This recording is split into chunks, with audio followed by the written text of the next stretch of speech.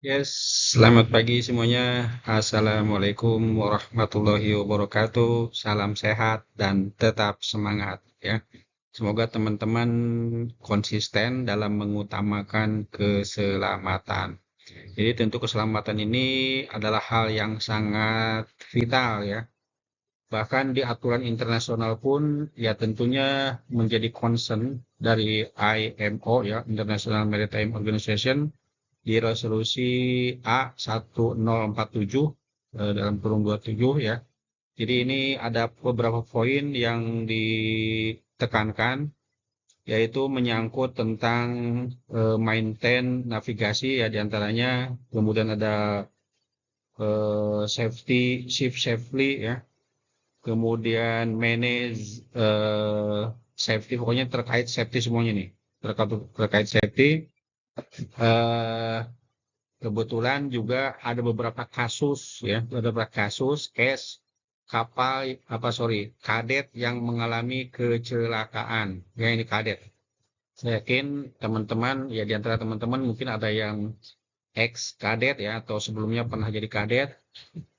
Di antaranya ada kejadian kapal tenggelam. Kapal tenggelam ini kapalnya lintas timur, dia muatannya semen ya. Ini terjadi di tahun 2019.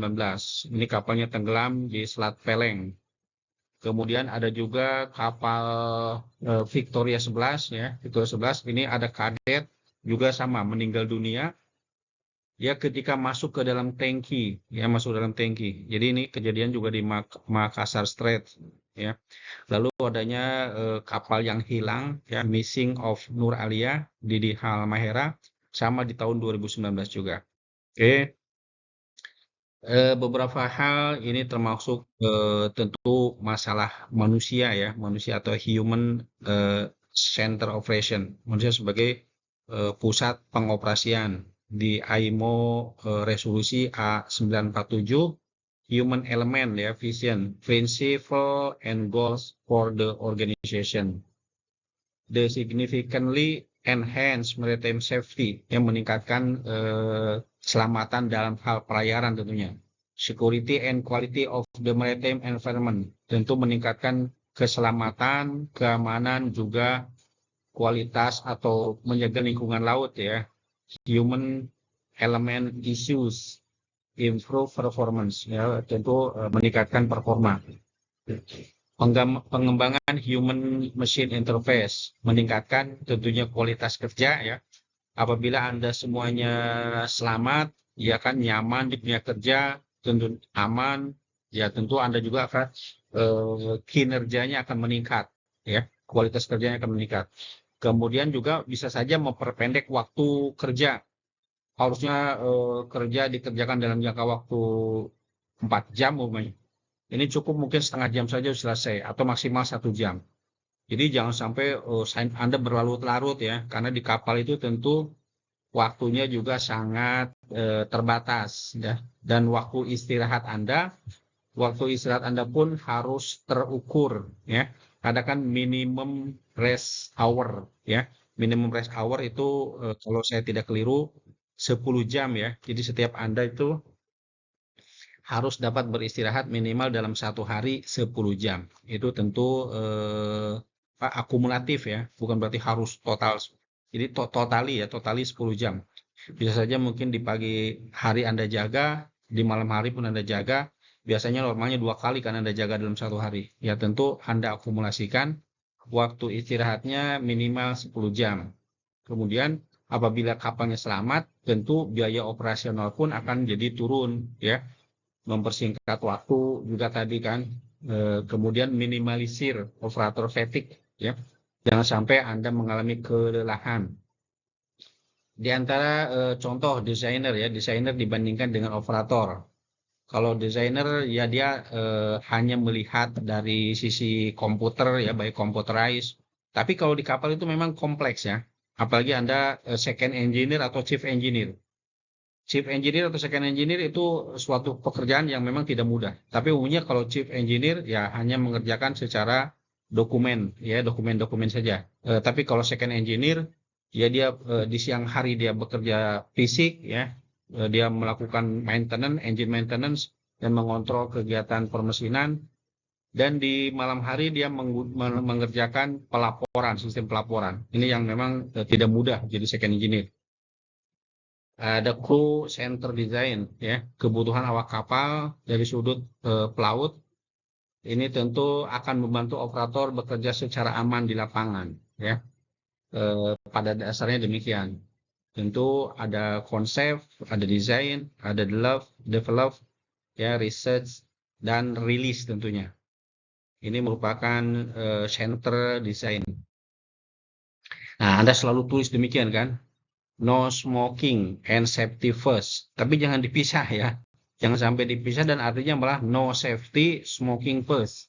Jangan demikian. Itu tentu akan akan jadi beda persepsi, ya. Jadi tentu yang benar adalah no smoking, safety first. Jadi tidak boleh merokok ya, apalagi kapal tanker.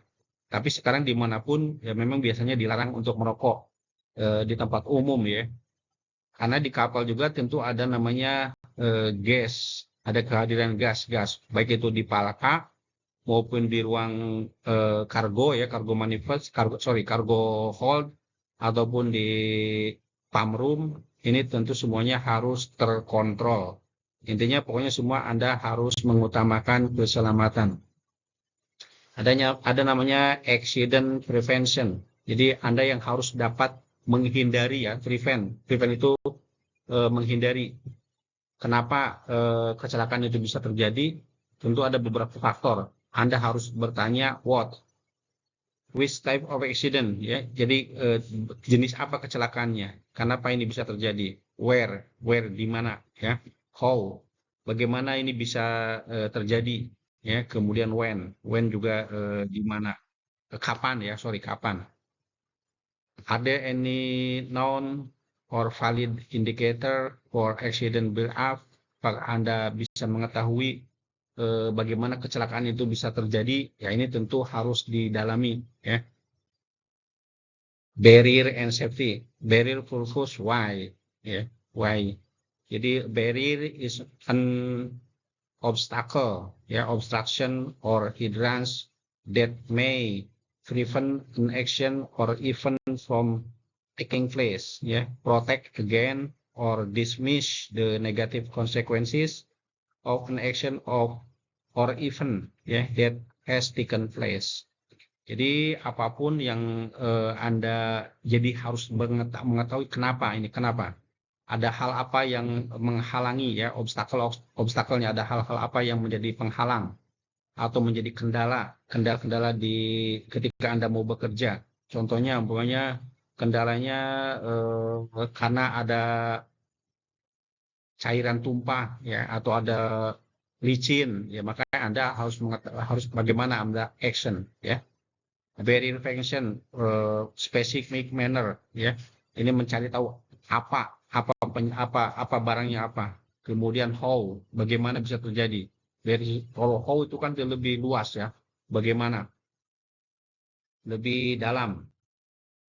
Kemudian juga Anda proteksi Anda prevent dan proteksi. Anda berusaha untuk menghindari dan memproteksi. Jangan sampai kecelakaan ini terjadi. Bukan berarti kita takut ya, tapi kita tentu harus berupaya. Kita semua harus berupaya bagaimana supaya kecelakaan itu tidak terjadi. Kemudian juga ada namanya barrier system type ya. Ada physical material, ada konstruksi ya, function, mechanical interlock, ada simbolik. Nah, simbolik ini tentu sign ya, berbagai sign dan sinyal. Ya tentu Anda juga harus pahami. Ada imaterial tentu ada rules ya, ada aturan, ada prinsipal, ada laws ya, ada undang-undang. Ini tentu semua aturan juga kalau Anda tidak pahami atau Anda tidak taati ya tentu percuma ya, percuma saja aturan dibuat sebanyak-banyaknya tapi kalau tidak dilaksanakan. Developing safety recommendation dan lesson learned ya. Ini hal-hal yang jadi pembelajaran. Anda coba lihat. Ini yang memang masih terjadi masalah klasik ya, klasik saat ini. Anda bisa lihat rem door ya, rem door sampai patah. Jadi ketika ada muatan akan naik ke kapal penyeberangan ya, feri, baik itu feri maupun roro, Anda bisa lihat betapa panjangnya itu truk ya, truk. Jadi truknya itu sekarang namanya odol ya, odol itu over dimensi dan overload. Jadi dimensinya ya kalau lebar biasanya tidak mungkin karena lebar itu kan sudah terbatas. Karena ketika di jalan raya itu tentu itu kendaraan itu lebarnya sudah terukur ya karena harus dua kendaraan. Tapi kalau yang masalahnya panjang. Jadi orang itu pintar ya. Dia tidak dibuat lebar tapi dibuat panjang. Sehingga sumbu kendaraan pun bannya itu sudah jadi jauh dari ban kendaraan ke belakang itu jauh sekali. Bisa 2 meter bahkan lebih. Padahal harusnya normalnya tidak demikian. Sorry. Sehingga apa yang terjadi? Ketika kendaraan itu naik ke jembatan, ke rem door kapal, rem doornya patah ya, karena muatannya sudah tidak sesuai lagi dengan daya angkutnya. Harusnya dia maksimal 10 atau 15 ton. Tapi mungkin bisa saja satu mobil bisa 40 ton. Ya akhirnya rem doornya nggak sanggup, ya patah. Ini yang masalah klasik. Apa yang harus kita lakukan? Tentunya ada immediate action, ada juga long term, ya. Immediate action itu ya hal yang harus segera dilakukan. Ya Anda memang sebagai orang kapal dilema ya, ada kalanya waduh gimana nih mau ditolak, nanti kita kapal nggak berangkat. Sementara perusahaan juga maunya udah kapal berangkat. Nah ini yang memang selalu jadi dilema. Tapi biasanya ya tentu Anda koordinasilah dengan pelabuhan ya, pihak pelabuhan, bagian keselamatan. Itu harus diperhatikan bagaimana supaya kapal juga selamat. Ini biasanya tentu orang dek ya, orang dek yang karena berhubungan dengan keselamatan tentunya. How to improve safety at sea ya, by making immediate technical recommendation, early stage of investigation. Pokoknya dari tingkat keselamatan akan membuat rekomendasi. Bahkan dari Syah Bandar Pelabuhan ya, Syah Bandar Pelabuhan sebagai otoritas pelabuhan, dia akan membuat aturan atau kebijakan apabila kapalnya tidak mungkin untuk berlayar, maka biasanya ditunda dulu pelayarannya. Pelaksanaan dasar hukum, investigasi ya, ini apabila sudah terjadi kecelakaan, safety investigasi. Jadi kecelakaan itu setelah terjadi maka kita akan investigasi kenapa bisa terjadi. Nah, jangan sampai kecelakaan terjadi di kapal saudara-saudara ya. Ini aturan umumnya di PP 62 tahun 2013 terkait kecelakaan ya. Kemudian ruang lingkup investigasi ini sekedar ini aja lah supaya Anda tahu. Ada juga UNCLOS ya.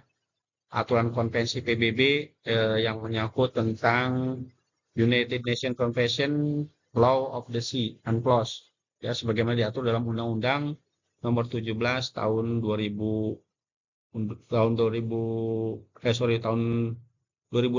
ya yang terbaru tentang pelayaran. Kemudian ada juga SOLAS Regulasi 1974 dan ketentuannya. Ada IMO, ya IMO terkait dengan kecelakaan yaitu IMO MSC 255/84, sebuah kapal mengenai investigasi kecelakaan. Ada namanya Komite Nasional Keselamatan Transportasi. Ada juga aturan International Labour Organization ya, MARPOL, Undang-Undang 17 tahun 2008 ya tentang pelayaran. Di pasal 256 dan 257 tentang KNKT. Ya, kemudian di PP nomor 62 tahun 2013 tentang investigasi kecelakaan transportasi. Jadi sumbernya tetap ke Undang-Undang nomor 28 tahun 2007, Undang-Undang nomor 17 tahun 2008. Ini Undang-Undang nomor 28/27 terkait transportasi darat ya.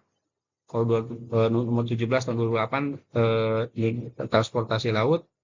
Undang-Undang nomor 1 tahun 2009 transportasi udara, dan 22 tahun 2009 transportasi kereta api.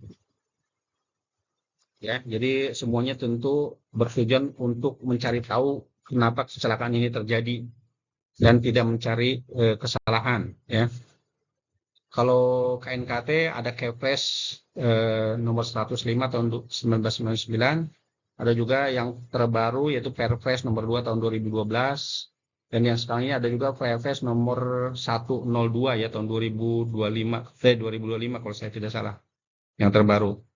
Investigator itu turun mencari tahu kenapa kecelakaan bisa terjadi. Ya,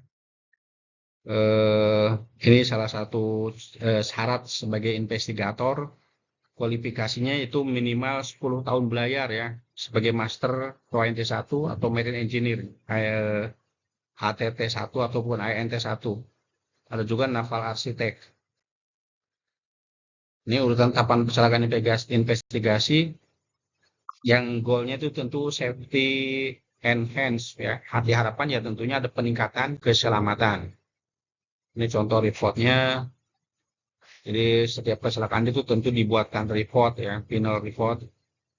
Dapat dikunjungi di knkt.go.id.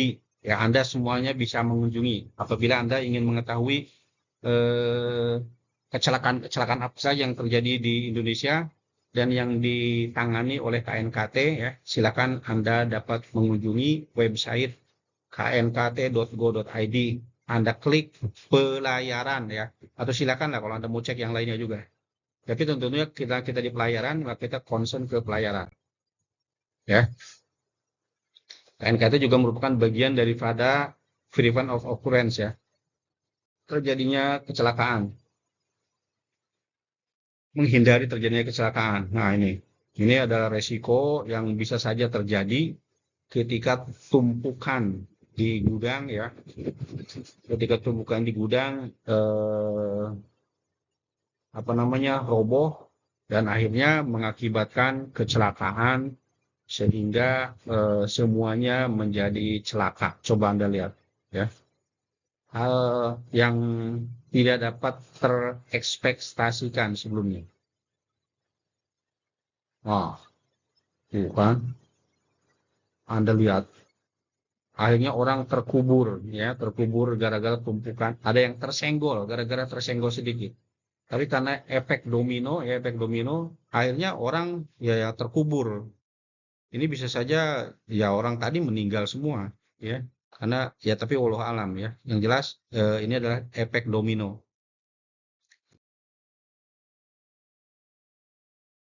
Jadi intinya kita tentu harus selalu waspada. Safety is paramount ya. Jadi utamakan keselamatan. By maintaining safety, you will have trust. Anda akan punya kepercayaan. By creating trust, you will create service, yaitu pelayanan, ya kan? Jadi semuanya akan comfort, akan nyaman, dan better future, ya. Jadi masa depan yang semakin baik. Oke, demikian. Selamat pagi semuanya. Salam sehat dan tetap semangat. Semoga kita semua selalu dalam lindungan yang Maha Kuasa ya. Kita semua sukses dalam lindungan yang Maha Kuasa. Oke, selamat pagi, salam sehat dan tetap semangat. Demikian, Assalamualaikum warahmatullahi wabarakatuh.